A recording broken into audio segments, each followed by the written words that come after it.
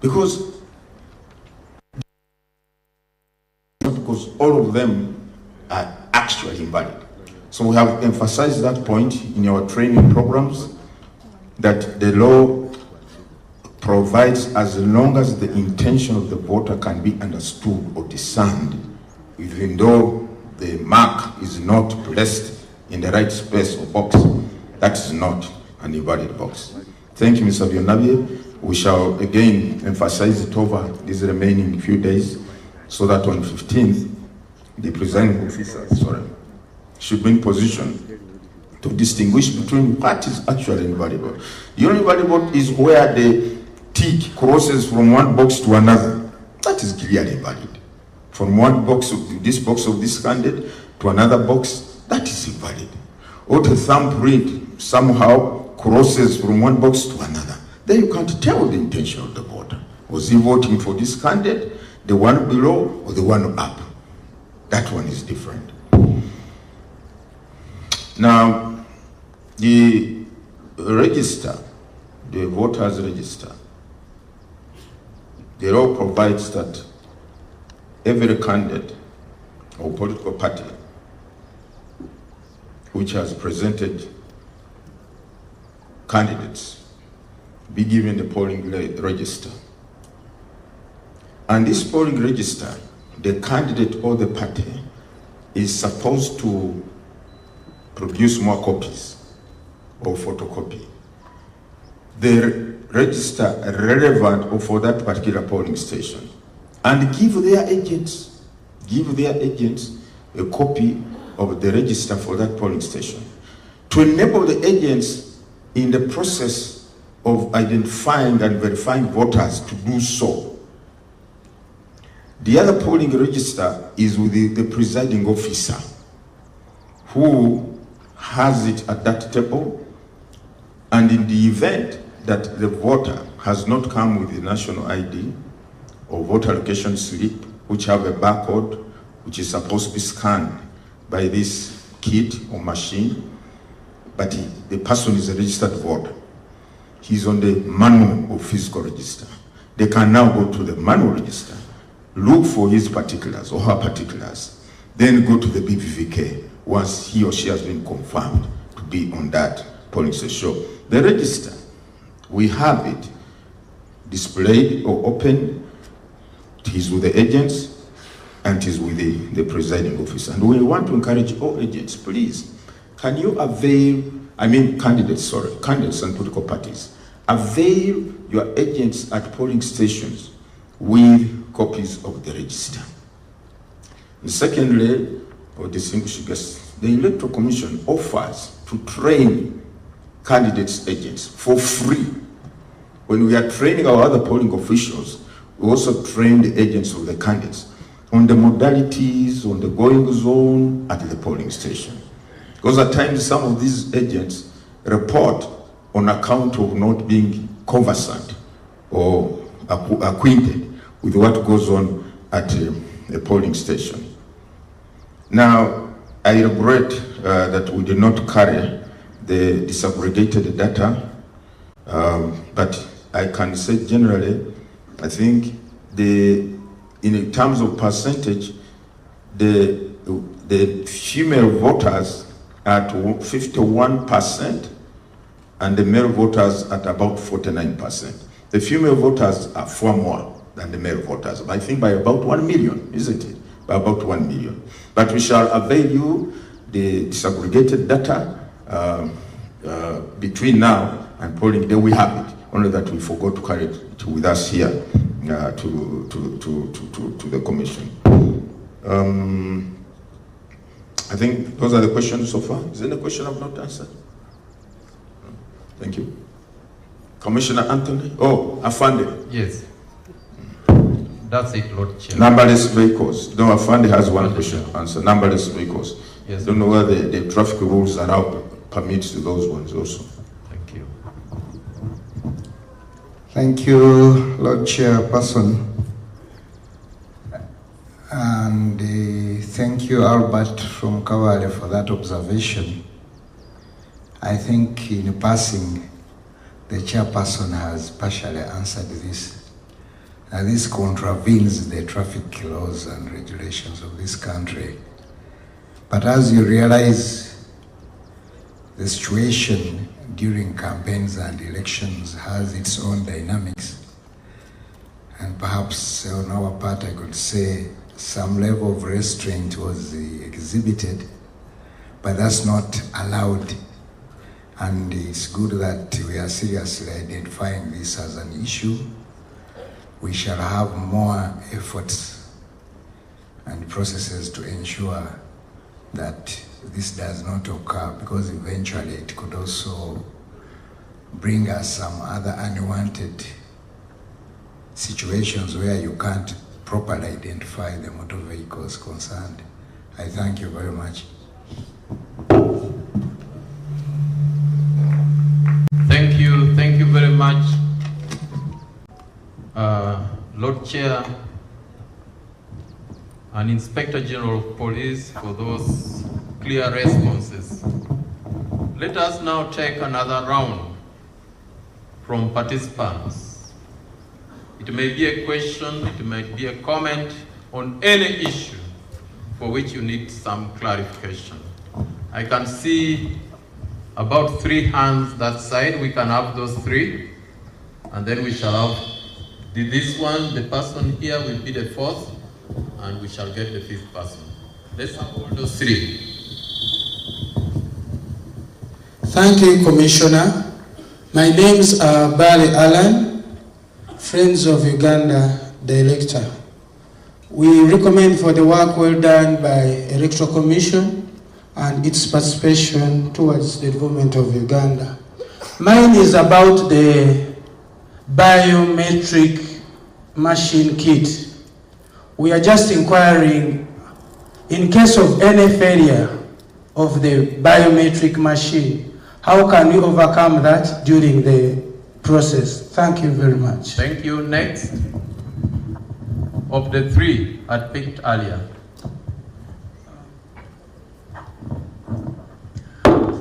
Thank you very much, Commissioner. My name is John Mark Tamale from Intellectual Aid Network, Uganda. Mine is about observation. Observation versus security at the polling station. Because there are so many security agencies, as the Inspector General mentioned earlier, that they will join together to control security and the other issues. But again, here is an observer who has come also to do the observation. Will the security agencies, both in uniform and in layer, be able to recognize and identify clearly? Identification can be okay because of the tag, but recognition of the observer so that he can do his work better. Thank you. Thank you. Number 3. There's a hand behind you. Yeah. I see a hand here. All right, let's have that person. Thank you so much. My name is Knight Bonifacio from Show Abilities Uganda. I'm head of hearing. So I was imagining we have some voters who are missing the stamping, the stamp. They have no fingers, they are missing. And we know the biometric machine requires you to press your thumbprint. So in case these such voters appears, what is the option? Because this happened in the previous elections. They were missing out because they were missing out, they didn't have the thumbprint. So we want to know, is there an option so that we can update them, and are the officers well equipped on how to do that? Thank you. Point made. Yeah, the gentleman in maroon. My name is Isaac Ranga, and I work with Figures and Accountability, Hotel Africana. May I ask the Electoral Commission of Uganda a different sort of question?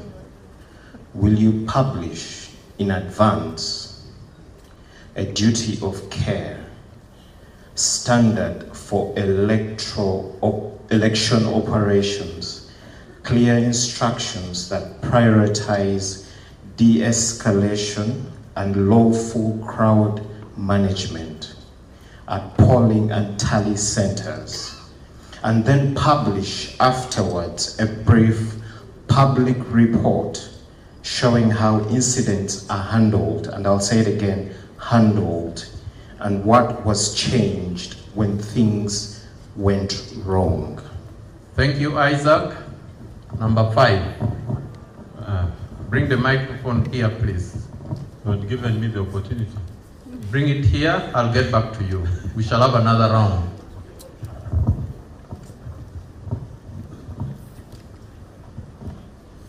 Yes, please proceed. Take the microphone.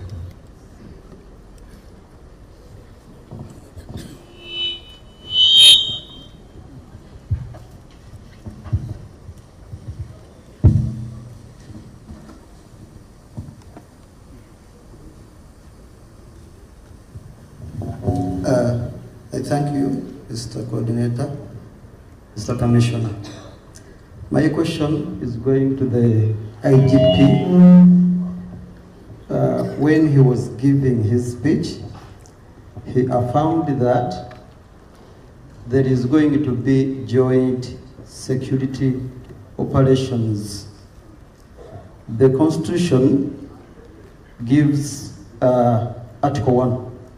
It gives powers to the Ugandans to take a decision on how they should be governed. It is explicit and absolute. So, Mr. IGP, my question is, given that the Constitution, there is a constitutional guarantee of free and fair elections, how does the police reconcile the presence of the armed military personnel at or around the polling areas with the need to protect freedom of the ordinary voter from intimidation and due influence, such that the free will is exhibited? We have an environment that is not intimidating an ordinary voter. I thank you. Thank you very much. Lord Chair, these are 5 interventions. I kindly invite you to make responses.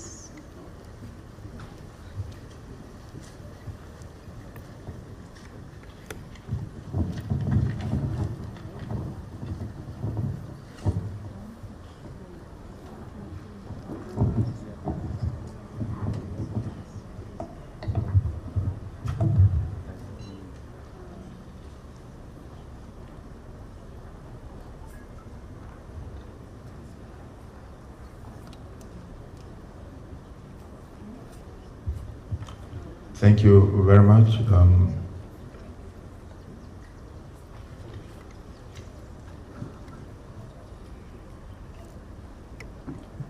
Yes, I think the next round of questions starts with Friends of Uganda. In case of failure of the biometric kit, what happens? Now, in our planning, of course, we were cognizant of the fact that a machine is a machine. It can develop any problems anytime, which were not foreseen. And that's why we have provided for 2 kits per polling station. One, they are not going to be used concurrently, but rather one will be on standby, just in the event the one which is running develops or malfunctions or develops issues. That is one. Secondly, we shall also have our technical teams at every sub-county who are called, or we refer to them as troubleshooters. These are IT people who will be in position to respond to any report that both kits have failed. We don't anticipate both kits to really fail, but in the event that happens, we shall have our technical teams, the troubleshooters, at every sub-county to respond to issues concerning the functionality of the kits in that sub-county. So that is one of the measures. But we have 2 kits. And the batteries were manufactured to run for about 15 to 17 hours. We also have power banks to back up these batteries in the event they run low on power. Now, John Makatamale, an observer. Well, if an observer has been properly accredited and issued a tag by the Electoral Commission, we expect every member of the security agencies to recognize that. To recognize that this person or this individual has gone through a due lawful process accounting for his or her presence at this polling station as evidenced or proved by the tag issued by the Electoral Commission. So I think the IGP is here. I believe this point was raised in your absence. I think you were around, you were absent, you had stepped out. Okay. I think also say something about this. Our security forces or personnel who are going to be deployed at these polling stations will have to be sensitized strictly. I always say, as a commission, we say, when you are enforcing the law, you must make sure you are not breaking the law. Show abilities. Indeed, what if a voter does not have an amputee, no hands, and therefore no fingers?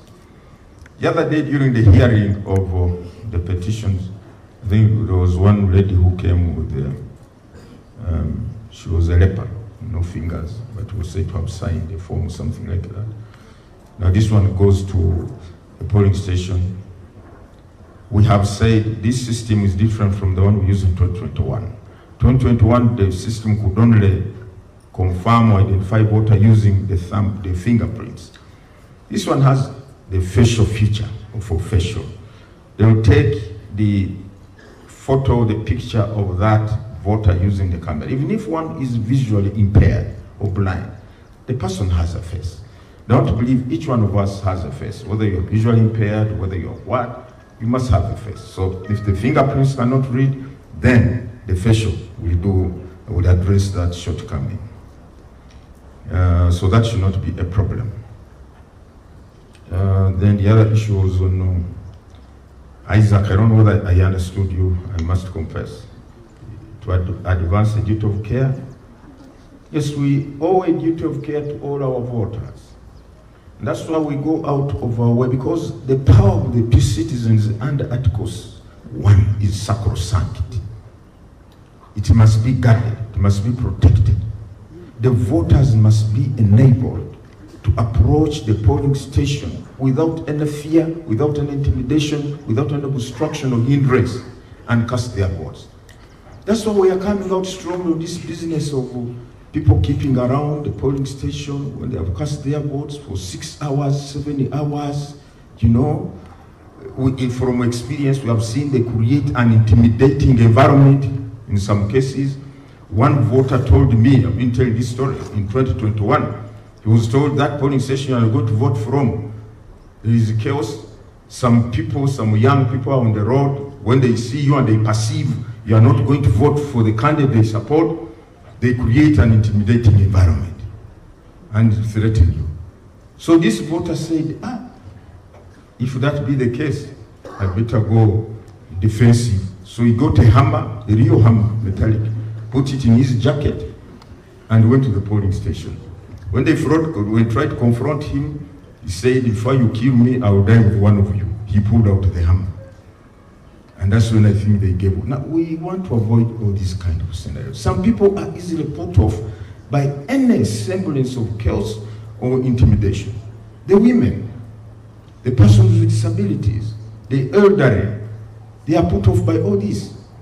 So that's why we are saying, let us create space for every eligible voter to come and cast his or her vote. Let us be respectful of other people's rights. Don't block the roads. In any case, some of these polling stations are so, you will see your distinguished observers. Some of these polling stations, especially in Kampala or some urban areas, are in congested areas, squeezed areas. to the extent that even observing the 20-meter rule may not be realized. And mind you, in Uganda, our booth is open. We don't have closed booth when we are polling. Our booth is an open basin, in open space. Now, and that is the booth where the person is supposed to exercise his sovereign power by voting for a candidate who is in secret. Now, the people who are standing, if people cannot observe the 20-meter, they will just observe this. So this one is voting. I can see he's going for the last person on the list, on the ballot paper. We can tell that, oh, okay, we know. So we are saying to safeguard the sanctity of a secret ballot, to avoid unnecessary tension and commotion at the polling station. Mind you, these supporters, these people are supporting different candidates. They are supporting different candidates. And many of them are so animated about their candidates. They are so worked up by their candidates. They are so supportive of their candidates. They don't want anything to stand in their way, or the way of their candidate winning this election. You put these people in one location for 5 hours, 6 hours. Who will contain the situation? I think even a fund days, people might get overwhelmed in that situation. Because we are talking of 50,739 polling stations, all of them running at the same time. And each polling station has on average 600 voters. Some polling stations are what we call polling centers, which were split from, say, voters whose names are in this alphabetical A to M, one polling station here. Another one about 5 meters away. Another one about 10 meters away. They are all in one location. If you have about 4 of those, or 5 polling stations in one center, those are about 3,000 voters. You tell 3,000 voters to remain within a radius of 20 meters from the polling station, 3,000 from morning to evening or to counting time of votes, and you expect them to remain organized, orderly, tranquil, civil. So we must create an environment that allows all voters to come and cast their vote. So, Isaac, the duty of care is to give assurance to all voters, come and cast your vote. Secondly, we are going to, unfortunately, we have not come with the toll-free lines. We are going to give the public toll-free lines on which there will be, we shall have a call center which will be manned by the commission and other members and other people, other agencies. These toll-free lines are to allow or to enable voters to call and report any incident in their polling station or area, so that prompt and swift response can be organized. But by the time, at times when the response mechanisms are actuated, the harm is already done. We have gone to polling stations by elections. By the time the chairman gets there, they have already destroyed the box. They have already torn the ballot papers. So we want to, as a mitigating measure, we want to ensure that our elections are as peaceful as possible. Mind you, it's not everybody who is as good intention as the people who speak out against some of these things. No. How will they be handled? Well, we have, look, a crime remains a crime. And our electoral laws are full of conduct that amounts to crime during the elections. And we appeal to the citizens, to the people, to report any conduct that is tantamount or that amounts to commission of a crime, so that the perpetrators can be brought to book by the law agencies. So that is one of the things we must deal with, the people who perpetuate these crimes or offenses during our electoral processes. I think you raised something, somebody raised the issue of the environment that is not intimidating to an ordinary voter. Let me tell you, this is largely created.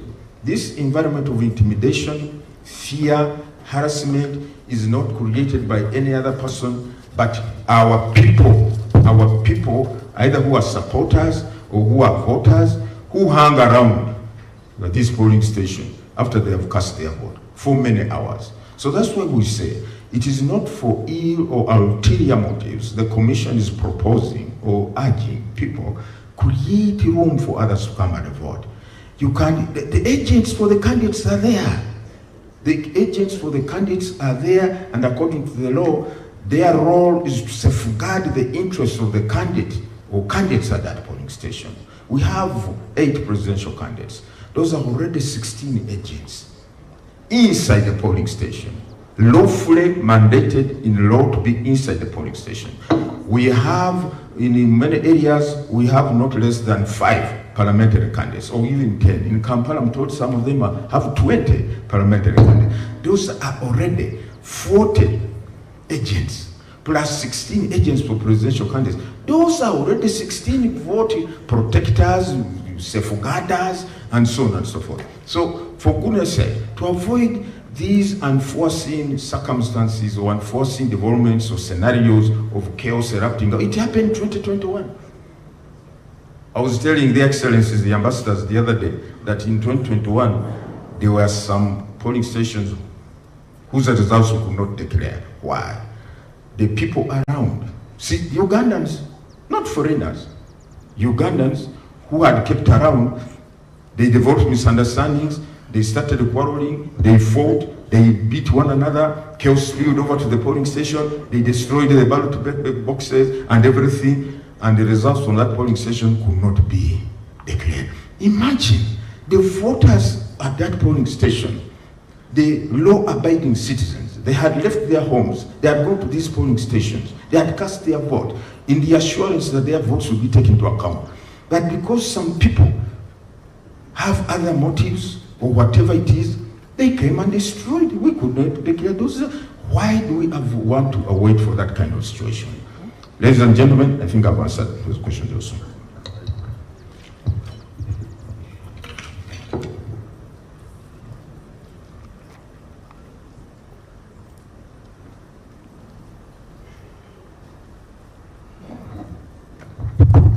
Thank you very much once again. I think I'm lucky this morning. Most of the inquiries are being helped by the Lord Chairperson, and therefore mine is basically to emphasize. The other issue was, will the observers be identified by the security? The answer is yes. As explained by the chair, they have been accredited, and we shall only have to emphasize to our people. The only thing is the other emphasis will be sure that they are the observers, so that we don't have intrusions by people who may want to disorganize our activities. Maybe I need to explain also on the issue of interagency, which I mentioned. If you recall, I first started with informing all of us that the security situation is normal in this country, and this is courtesy by the police, supported by other security agencies. But we as the police, we are very cognizant of the fact that the role of protecting the operations, of providing the basic security for the electoral process is with us.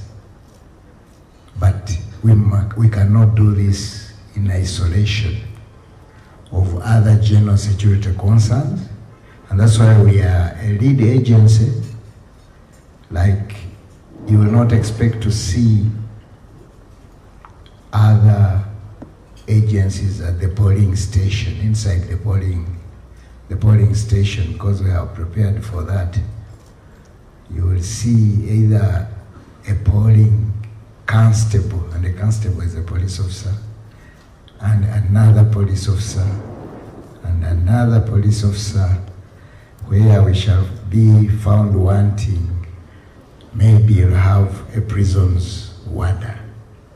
That's the assurance I'm giving. But also, I also want to add that the presence of other sister forces outside the other spaces should be an assurance to all our people that there is security around, led by the Uganda Police Force. I hope this one is taken clear. I mean, is properly explained by me.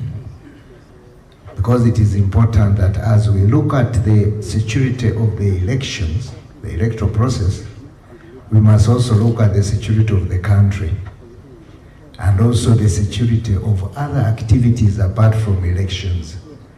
Those activities collocate. We don't put them in abeyance.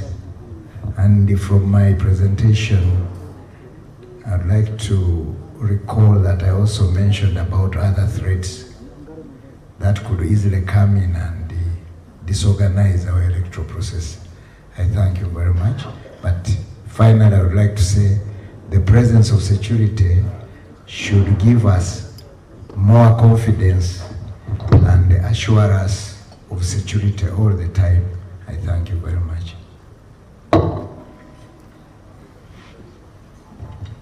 Thank you very much, Lord Chair and Inspector General of Police, for those clarifications. All observers will receive detailed information book in the pack that you are going to receive from the Secretariat. We have a free toll call center that is indicated there. We also have a chargeable line, which is not free toll, but they are both indicated in the pack that you will receive from the Secretariat. I also wish to state that this activity was scheduled for 1 hour. We are now 45 minutes into the activity. We are coming towards the closure, and in the interest of time, I'm going to take only one more round of 5 people, and then we shall have the interventions and we shall end this activity. So let me have the two. I can see 2 hands behind there. Then I can have 1 hand here and 2 there. Let's pick 2 from behind. There are quite a number of hands up, but we shall have only 2. Then 1 here, then 2 here. So we can begin. Okay, thank you. I'm by the names Ndaula Bakari from Intellectual Aid Network.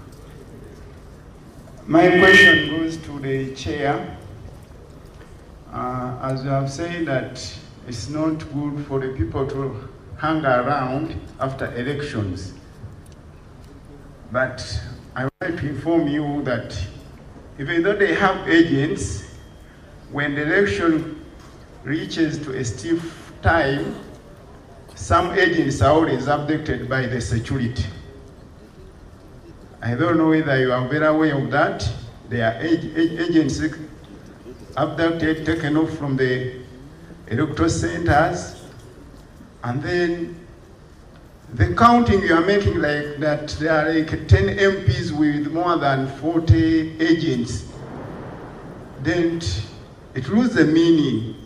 Secondly, I heard that those ballots are going to be passed through the machines to prove the originality. My question goes to the DRF form. That transports the results to the collection center of the results.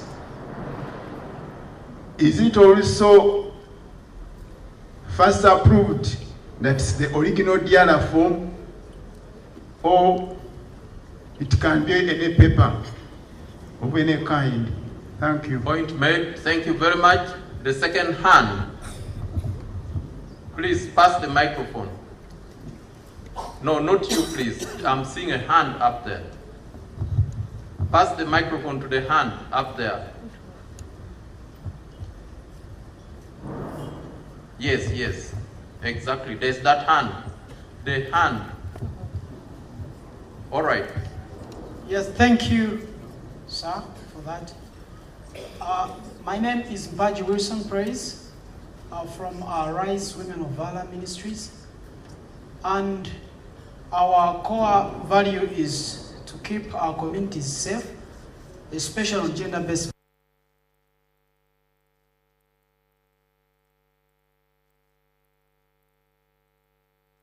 Polling assistants and presiding officers in the election. And some of these are young women, some of them are older women, but when we do the tallying of the votes and counting, the process ends a little bit late. And we want to know the safety of these women as they go back, because some of our areas are in the very remote places and they are not safe to travel alone in the night. So how safe are women from that? Because remember, they have already taken time and they are intimidated, whether they are favoring someone or not. So how well are they protected? Thank you. Thank you. There is a hand near the camera, the hand which is up there. Let me use my prerogative to give him an opportunity. Yes, please. Thank you. My name's Mwenye Hashim from Society for Peace and Environment Political Party. Mine goes to the chairman. He has narrated how the law allowing people at the polling station keeping a distance of 20 meters. That somehow, even if it is the law, but it is very disturbing. He narrates that in 2001, things were not good. He's also 2021, yes. And then he fears that the same thing is likely to happen in this coming election. I'm trying to advise him that let him take this to Parliament so that the Parliament can create a law which can say after voting, let people keep a distance of 1 kilometer. Better than him here narrating and lamenting, breaking the law, and he has taken a lot of time on that. So let's expect that during these 5 years, table this to Parliament so that a law can be put in place. Thank you. Point made. We can have the person here. Yes, please.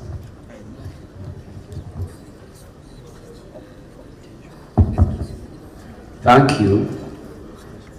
My name is Stephen Namatavampiga from the National Consultative Forum of Political Parties and Organizations in Uganda. We have witnessed a lot of brutality unleashed against opposition supporters during the ending campaigns, and also brutality unleashed against the journalists as they tried to cover what was happening. I wish your assurances, given to all the ladies and gentlemen that have been accredited as international observers, that they will not face similar incidences.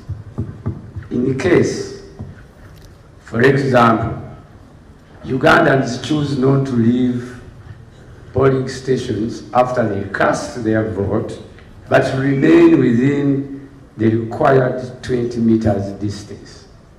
What will happen? Are they assured of protection? I want and I wish the leaders here to give our guests assurance that they will be safe and they will have a safe working environment. Thank you very much. I saw 2 hands this side earlier. The other one over there. Yes, please. Thank you very much and good afternoon. When we are observing, there is always in the checklist something to do with presence of campaign materials on the campaign within the polling area. In the previous election, such instances happened. You go to a polling station and the campaign materials are all over, even during the Kawempe by-election. My question is, who is responsible for removing those campaign materials or campaign posters, and have mechanisms been put in place to ensure that this time around we don't have them in the at the polling stations? Thank you. Thank you. My name is Alex Bukumune. I work with the Uganda Human Rights Commission. All right. Yes, please.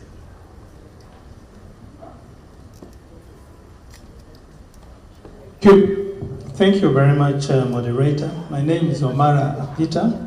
I'm a commissioner at the Uganda Human Rights Commission.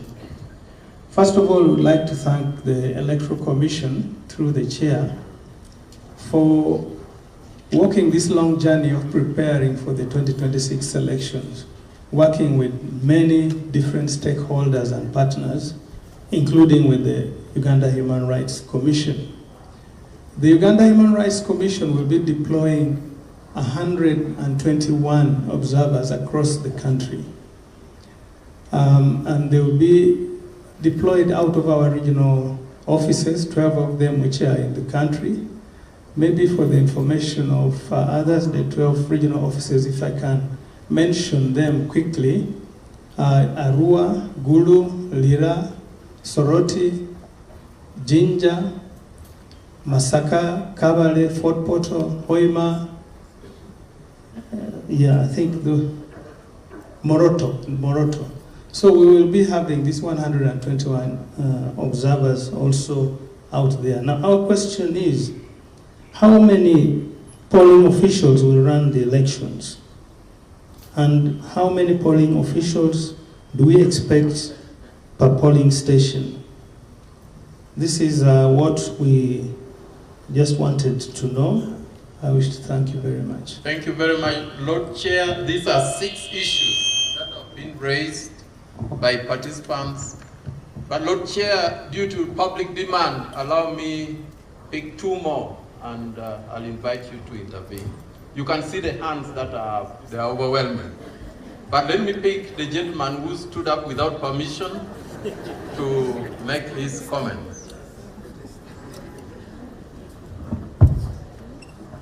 Thank you very much. My professor told me in life we don't get what we deserve, we get what we struggle for. That's why I stood up. I've got one question with 3 parts. One is, I have taken part in my name is Kennedy Mutenyo from the Democratic Party, the second longest surviving political party in Africa, after the ANC.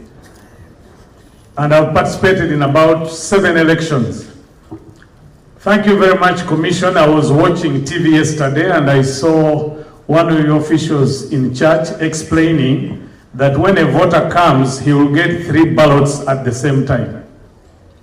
Now, from my experience, even if you did nothing, a good number of Ugandans will always complain you want to cheat, even before you do anything. So, what happens, because I experienced it in Mbarara myself, you give 3 ballot papers, and this voter walks. If he finds the ballot of the woman MP in the president's box, and then the president's ballot box in the area MP, how you need more explanation on this, because they will think you are cheating. 2, I hope my question is clear. 2, I'm not from the media, but I want to speak on behalf of the media. Some authorities, legislative authorities, have started dictating to the media what to inform us. We will not be on Entebbe Road at your Tally Center, so we are going to rely on media houses. I would want to hear from the Commission what the media can publish and what they cannot, not another regulatory authority. Third and final is on security, both for you, the commissioners, and we, the voters. I will not mention the name. I was an agent in Kawempe by-election. One of your commissioners seated right there was almost manhandled by some thugs and ordered to leave the polling station. Are your officials safe? Are we safe? If a rascal comes and tries to handle an election official, what happens? Thank you very much. Thank you very much. I don't know whether we have a lady amongst the hands that are up. There is one here, we can create others. Thank you for honoring me. Yes, please. I'm Hainza Rose from Patriotism Uganda.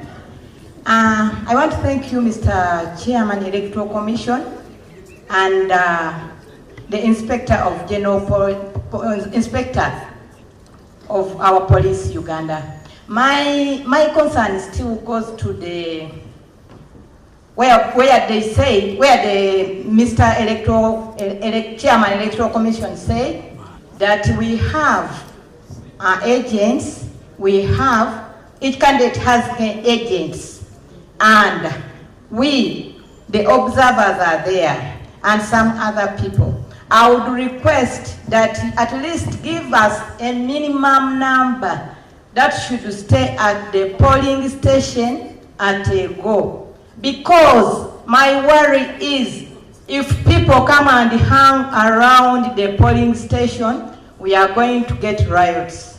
And the elderly, the PWDs, and the women will not go for voting. Thank you so much. Thank you, Lord Chair. Finally, let's conclude with the voice of a lady again. A lady over here. Finally, please. We have to bring this to a close. Thank you very much for giving me this opportunity. My name is Ruth Makuthu from IEBC Kenya, one of the sister EMBs. I have 3 questions, and one is tied to what the gentleman spoke about. My question was about stray ballots. You will be issuing 3 ballots. So what happens to the ballots that are found in the wrong ballot box? Will they be rejected, or what will happen? The other question that I didn't hear my Lord the Chair speak to is about assisted voters. Do we have assisted voters in Uganda, and how are their voting handled? Then the last question is on, or rather clarification, was on campaigns. When does the campaign period end? And part 2 of that question is, how does the Commission monitor and audit campaign financing for the elections? Thank you very much. Thank you. Ladies and gentlemen, I think those are the issues that came from participants. But Lord Chair, let me add you 2, which are written and sent here. On validity of votes, invalidation, on the TV announcements, the intention of the voter is not being addressed. Please address. That is one concern that has come. The second one is on the dress code. If I dress in a national flag color, advise, or if I come with a national flag, please guide on the implications. Lord Chair, I wish to take this opportunity to invite you to come and make responses. Thank you very much.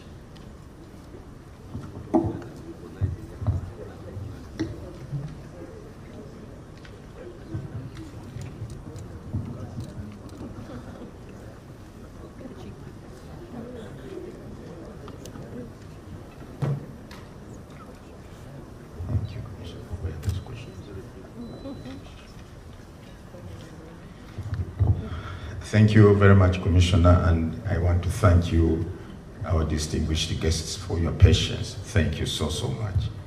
It shows that you are really keenly interested in the electoral affairs of this country. I've not seen any of the invited guests getting up. Although we, the hosts, have been moving up and down, but thank you so much. Now, I will start with the last question, because it might prove a bit contentious. Dress code on polling day. I will start by reading the law. Beg your indulgence. Section 47 of the Presidential Elections Act. It says, in subsection 2, a person shall not, while in a polling station, display on his or her person any emblem, ensign, badge, label, ribbon, flag, banner, card, or device as a badge intended, mark the words, or likely to be taken as intended to distinguish the wearer as a supporter of any candidate. That's the law. Anything, any dress, any object, any banner, candidate's portrait, any flag that might be taken as intended to distinguish you as supporting a particular candidate is prohibited. Now, the issue of the national flag. The national flag is the national flag. But we also know, those of us who have been here during the campaigns, that some candidates have used the national flag as a campaign symbol wherever they have gone. They have used it as a campaign symbol wherever they have gone. Now, the law says that anything, and it does not distinguish, when the law talks of a flag, does not distinguish between a national flag or a party flag or any flag. It says anything, any flag that might be taken as intended to distinguish you as a supporter of a particular candidate is prohibited at a polling station. Party colors, because our parties have their designated and approved colors. Any attire of your party color, you should leave it at home. Put on ordinary attire. Candidates' portraits or attires, please leave them at home. That's what the law says. And we want Ugandans, if you want to have peaceful, credible, free and fair election, observe and respect the law. It is here in the Presidential Elections Act, very well spelled out. It also goes with the campaign posters or paraphernalia hanging at a polling station, where, because maybe a polling station is next to buildings and the walls of the buildings have been plastered during campaigns with the posters of the candidates. Now that this is a polling station, they are supposed to be removed or plaqued down by, I think, the Electoral Commission. Ordinarily, you are not supposed to destroy or deface or remove the campaign poster of a candidate, ordinarily, during campaigns. But once campaigns have closed, and this area is now a polling station, all such paraphernalia should be pulled down. And I think, thank you for raising that question. Commissioners, we should emphasize to our staff that any campaign paraphernalia should be pulled down from polling stations. The polling station should be devoid of any candidate's portrait or symbol of a political party, and so on and so forth. Those should now remain on the ballot papers, which the candidates, which the support or the voters are going to be issued with. Now, I will start with a question from our sister from across, Ruth. When does campaign period end? The law says campaigns shall end 48 hours to polling. 48 hours to polling. So we expect campaigns to end tomorrow at midnight. Campaigns, but for rallies, the law, the guidelines say in the law, it is in the law. For those holding rallies, mass rallies, the rallies will end at 6, as they have been doing, 6 p.m. But maybe radio programs, maybe a candidate may have booked airtime or something like that. In the evening, when most listeners, viewers are at home, but essentially 48 hours to polling, that's when campaigns stop. Ruth, unfortunately, the Electoral Commission does not monitor campaign financing in Uganda. It is free for all. The more money you have, you go. We tried, National Consultative Forum endeavored in 2020 to introduce an amendment in the law to cap campaign or political financing. Money, I don't know whether it happens, Your Excellency, I don't know whether it happens also in Nigeria, but in Uganda, the issue of money has really become endemic in our elections. The use of huge sums of money has become a problem, a challenge. And the only way you can address that is by having the relevant legal framework in place.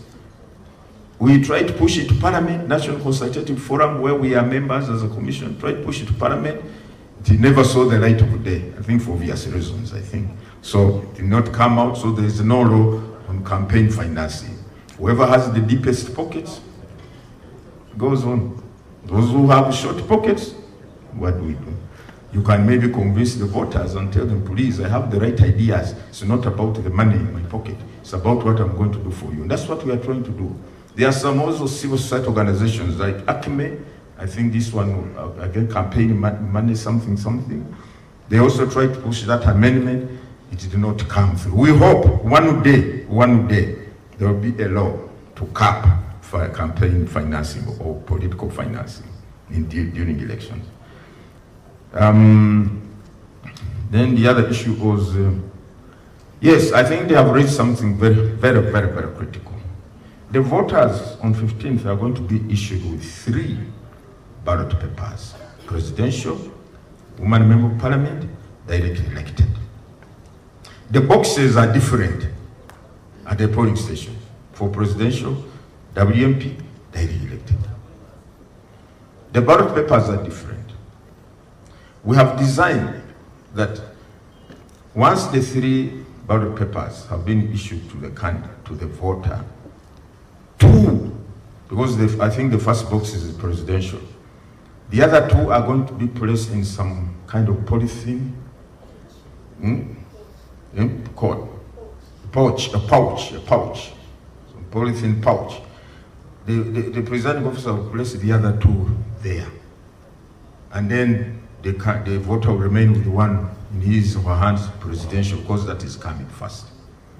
He goes but you know, some of our people are illiterate still. They may inadvertently, unintentionally, find themselves dropping the woman member of parliament ballot paper in the directly elected or vice versa. So what do? Is it invalid? I don't think it is invalid.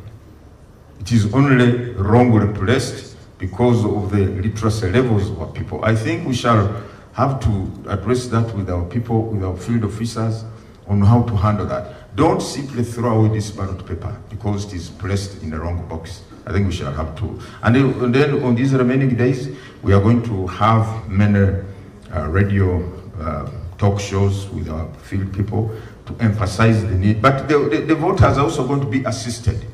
There will be somebody assisting them, telling them, no, this one is now, you are supposed to,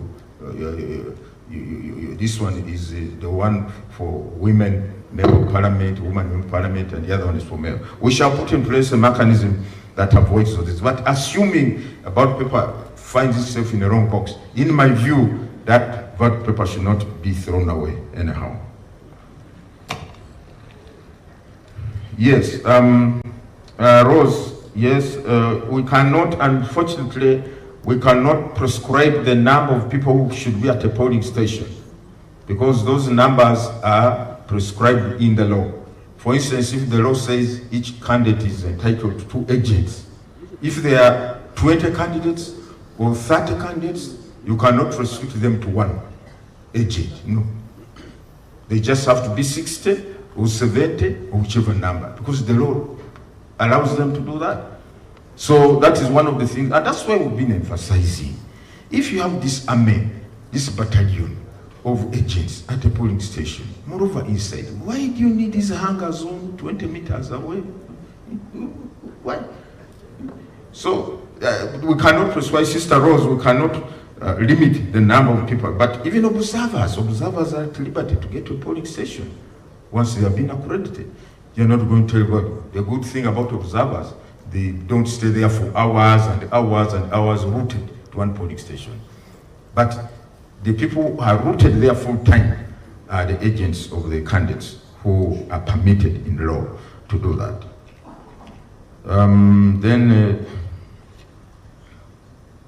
What the media can report on, well, I'm not a media person, I don't know the ethics of, do they have a code of conduct? I think they also have ethics. Every profession has ethical conduct. I think they're supposed to report. I don't want to guess what they're supposed to report, but I don't know. In this process, or the quest for a free and fair election, peaceful election, I think we should try to promote elements, aspects that ensure there is peace and stability in our midst. And therefore,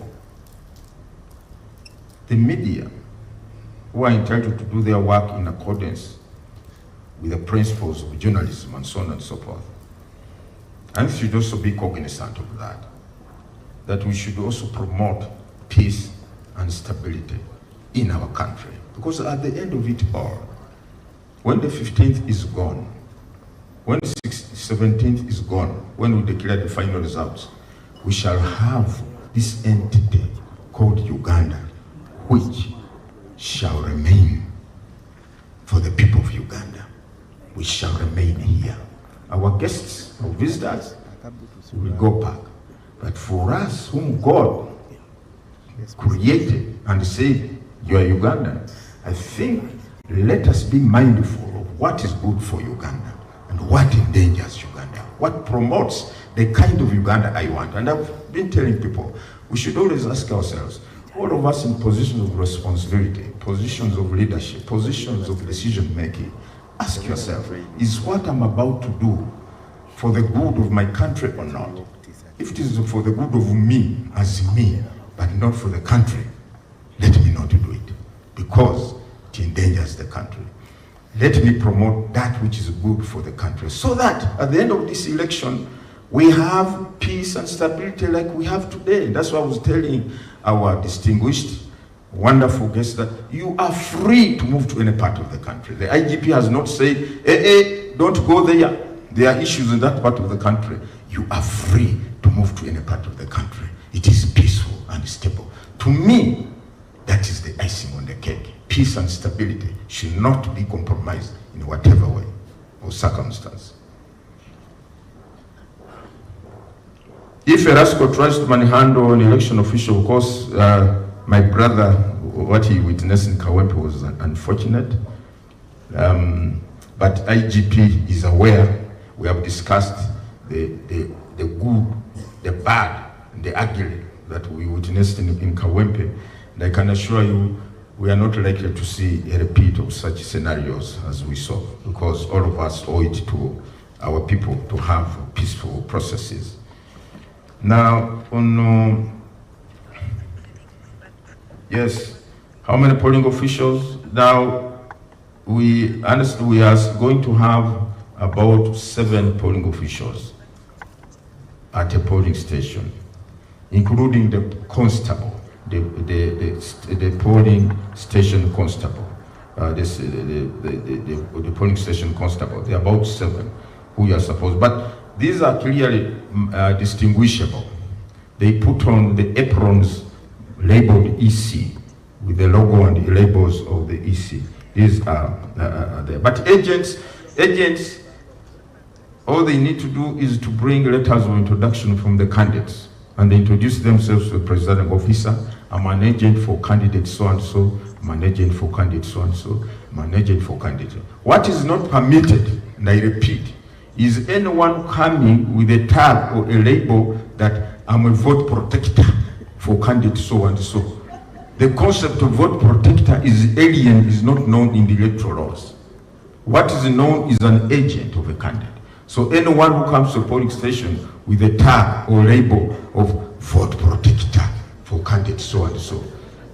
When I use the word masquerader, they said they came against me with a brick of tons, a ton of bricks and so on, but that's what it is. Let's have designated people in law at the polling station. Observers, yes. Agents, yes.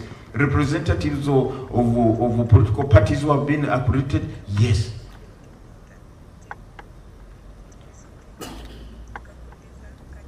I think I've answered the issue of campaign posters around polling station, Alex. These should be pulled down. Actually, after campaigns are over, the whole of Wednesday, I think we are going to assign that to our people pulling down these posters, all of them, because there are no more campaigns. After tomorrow, no more campaigns. Pull down all these posters at polling stations. But now if you pull down one under the law, it is an offense for you to deface or destroy a campaign poster. Not for now.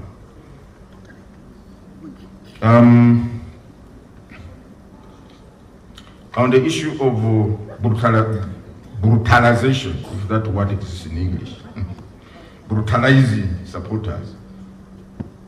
Afande, you're the one going to answer this, because this one is too hard for me to answer. Mr. Mwenye Hashim, yes, indeed, as you have said, we are cognizant, we are aware the 20-meter distance is provided for under the law. But you see, the law does not apply in a vacuum or in abstract.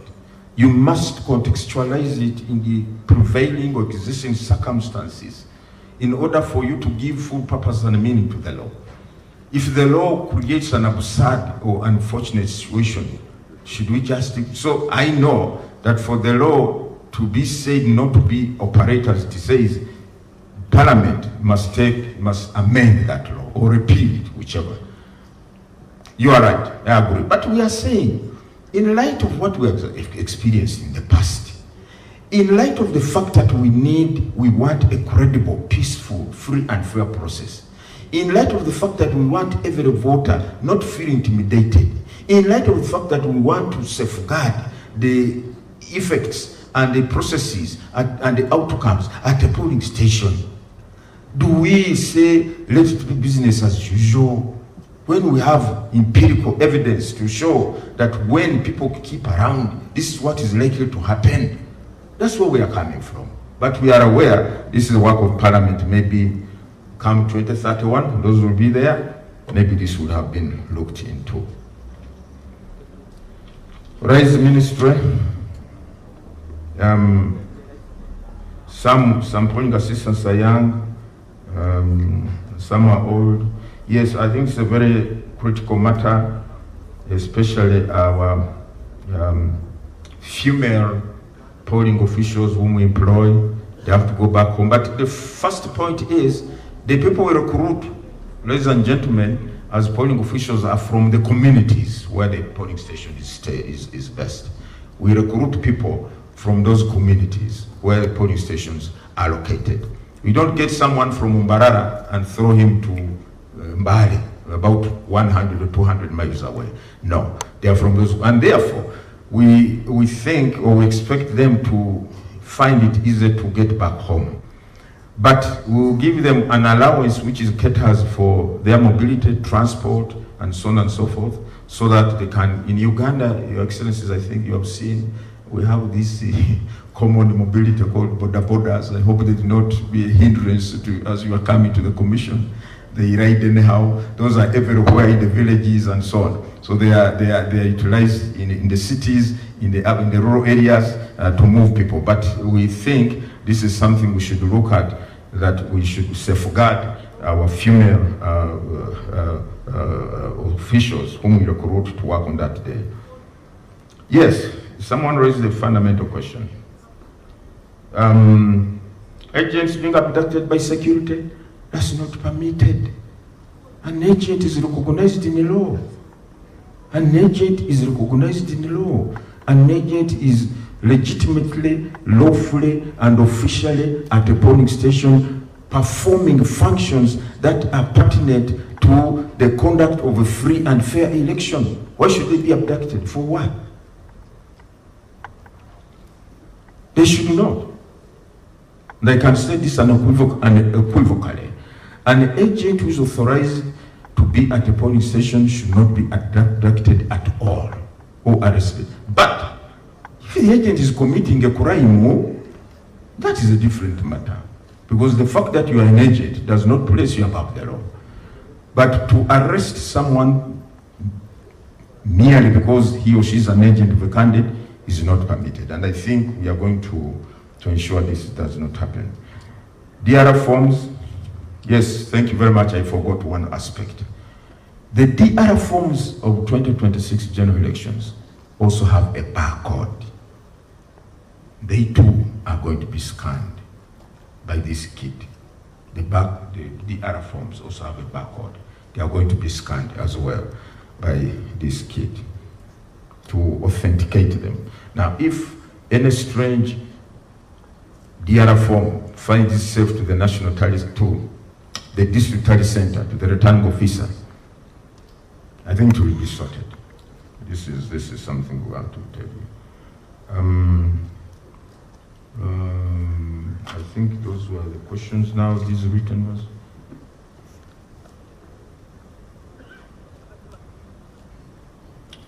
The complaints we have been handling, we have settled the bulk of them. But you can't believe it. Even last week, people filed complaints, post-nomination complaints. And the issue is the law.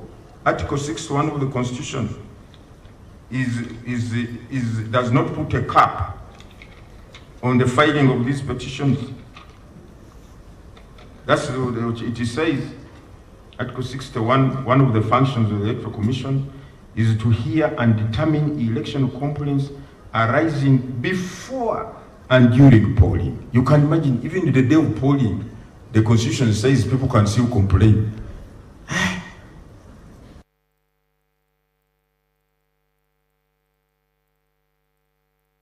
The law does not put a cap on when we should stop hearing them. Even on polling day, we are supposed to hear complaints. Very interesting.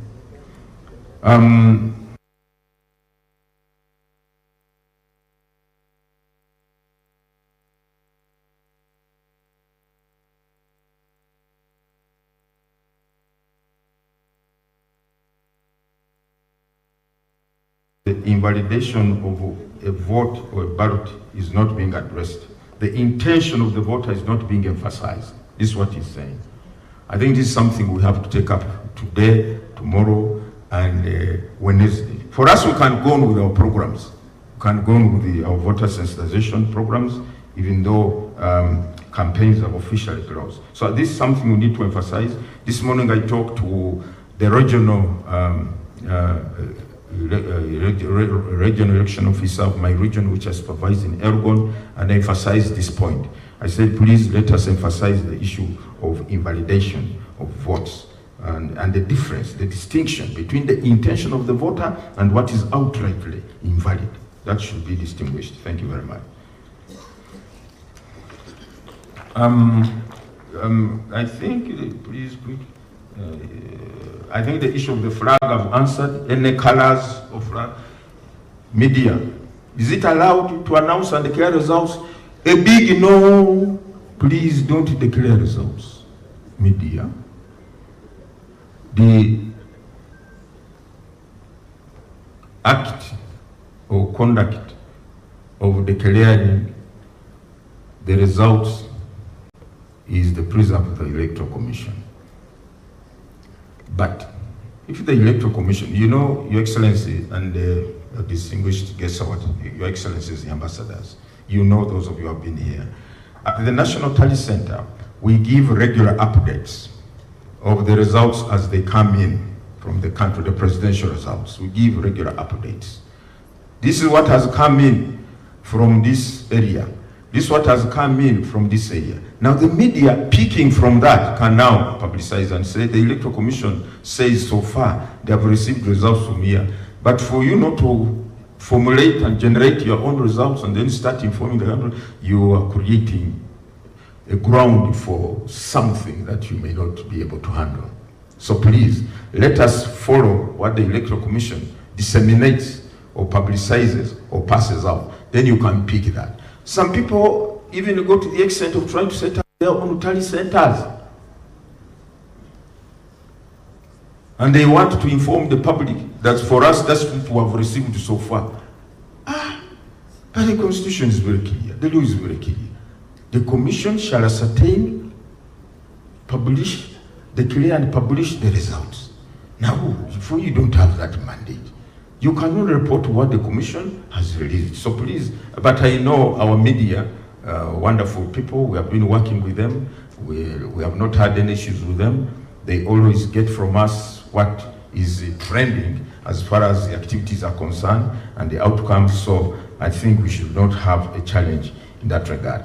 I think I've answered all the questions, Commissioner Anthony. Afande, is there any question for you? Is somebody talk to brutalizing some of these things? Thank you.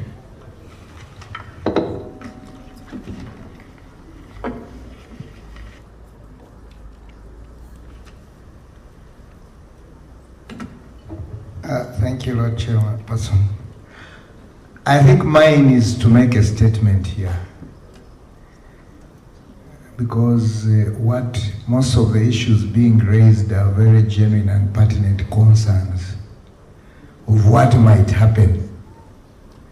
I'm also giving you my preparedness about what will happen in the area of security. I've already given my statement to the people of Uganda that I'm going to provide the adequate security required. Definitely, this gives me more energy to do better and do more. Talking about abductions, that's criminal. An abduction, I think, under the law, if you are talking about law enforcement, you would be talking about an arrest. But where there is an abduction, it means the police needs to get concerned and ensure that no abduction takes place. Serious concern about the safety of the women. That's why I stood here and said, we are going to ensure that we play our role and ensure that all people are left with free will to exercise their rights, and that we are going to do to our best of our abilities. The other one is the same. Agents mishandled by thugs. Security is required. That's why we have mapped out all these areas, given responsibilities to the different players. But above all, we are confident that the national security infrastructure will not fail to deliver a peaceful environment to the Ugandans. I thank you very much.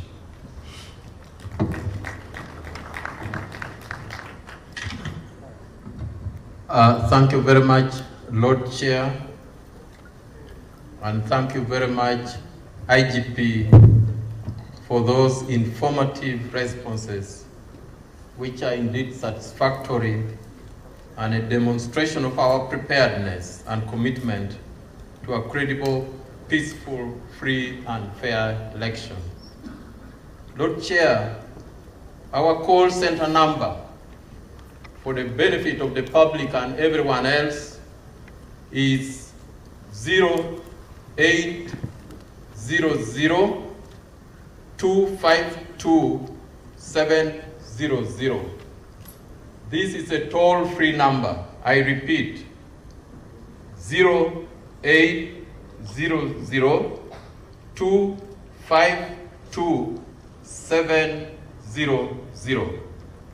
Then the chargeable line, which is not toll-free, is 0326-809-100. I repeat, 0326-809-100. Distinguished participants, indeed we have received very valuable questions, comments and clarifications touching on election roadmap, observer roles and security coordination.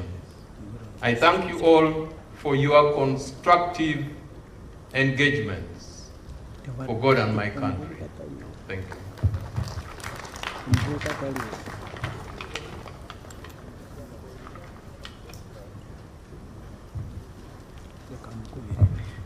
Thank you very much, Commissioner Honorable Anthony Okello, for leading us in this important part of the program of the plenary and the questions and answers and comments, and to all that have asked the questions and the answers that we have received. We are now coming towards the end of this session, and it's now my distinct pleasure to invite the Deputy Chairperson of the Electoral Commission, Hajat Aisha Rubega, to come and give the closing remarks.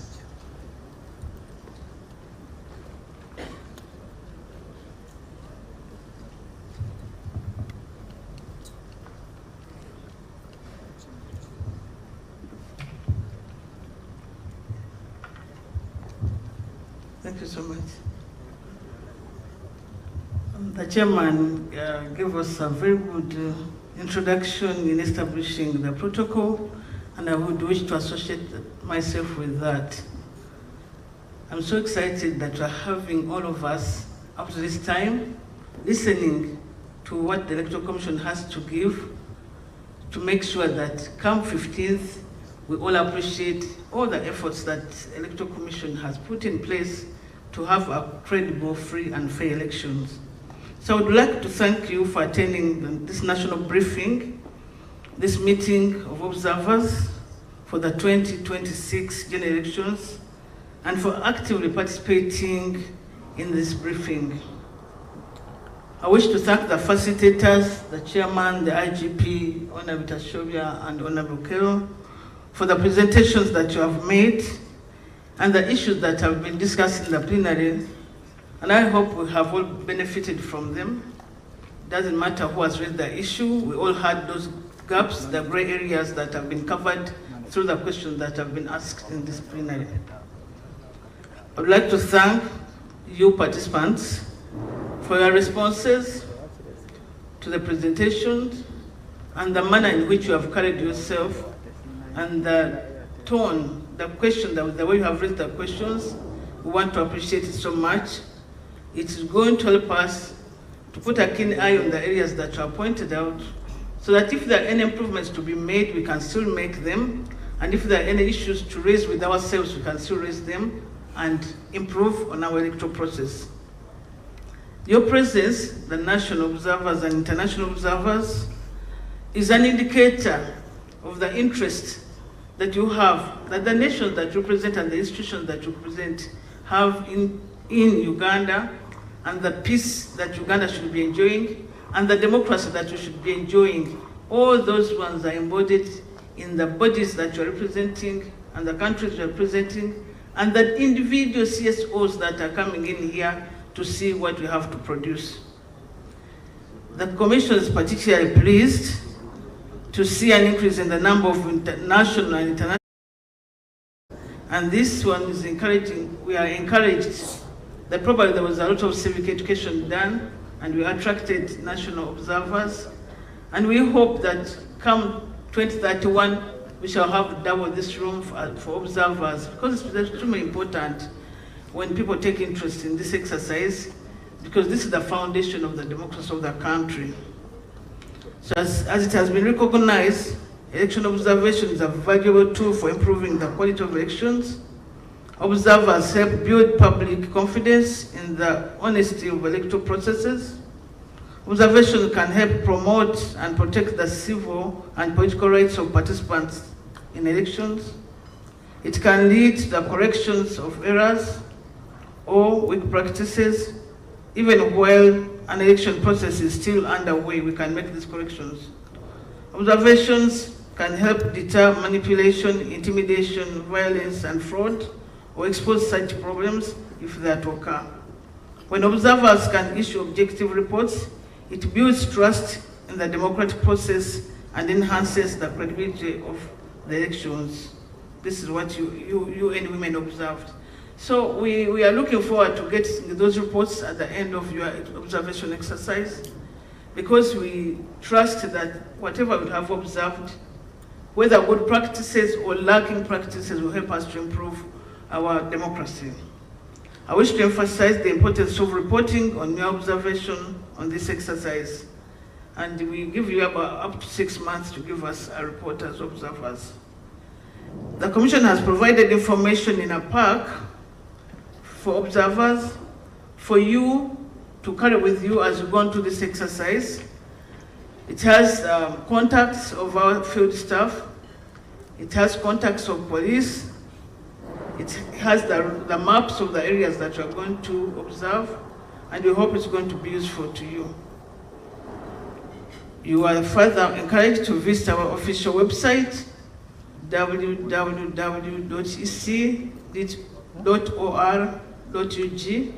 and our social media platforms for any updates the Commission may give concerning the conduct of the elections.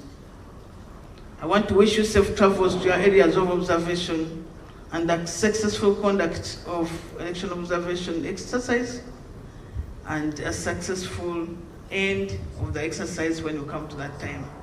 I want to declare this meeting closed. Thank you so much.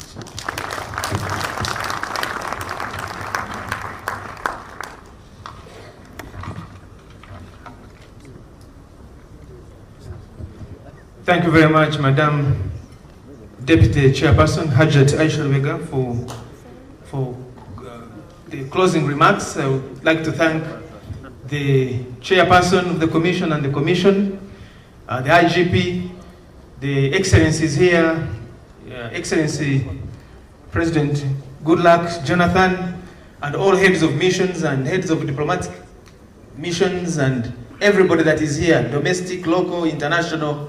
We thank you for making the time to come here. Just some last advisories. One, the Deputy Chair has mentioned our digital platforms on which regular information about the forthcoming processes are going to be. The website is one principal one, www.ec.or.ug. The social media handles, X in particular, for quick information, will also be in use, and it is at Uganda EC. That is the X handle. Follow it, because we'll be putting there urgent, quick information that you may need to know as you go in the field to do observation. And we can also receive the comments from there. And again, the toll-free line has also been communicated. Make use of them to keep us informed, to ask what you are seeing, to raise any issues that you are seeing for prompt response. Finally, the Commission has served breakfast. I don't know, it's not breakfast, lunch, both of them taken together. And the staff of the Commission are going to guide where you have it from. Please don't leave that breakfast. There are 3 places. The teams will guide. We have a place inside the hotel. We have a serving point on that side. We also have a serving point on the left-hand side. On that note, Lord Chair, I would like to to request us to close with the anthems in reverse order while standing. We stand and sing the anthems starting with the East African anthem and ending with the national anthem.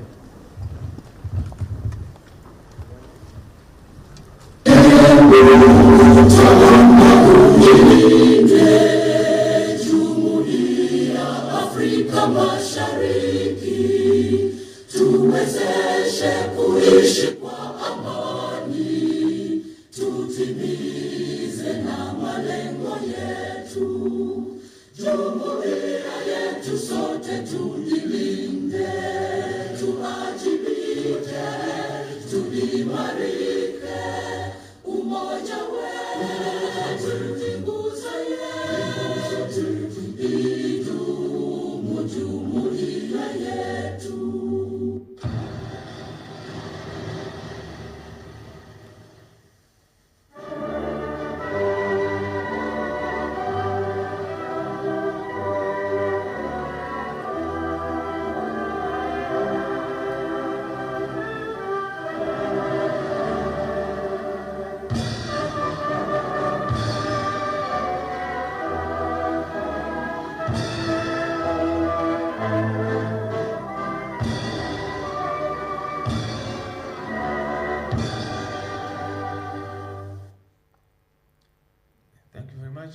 Lord Chair, you lead the high table, and these tables in front, the first 4 tables, you lead them to the serving point and protocol. Please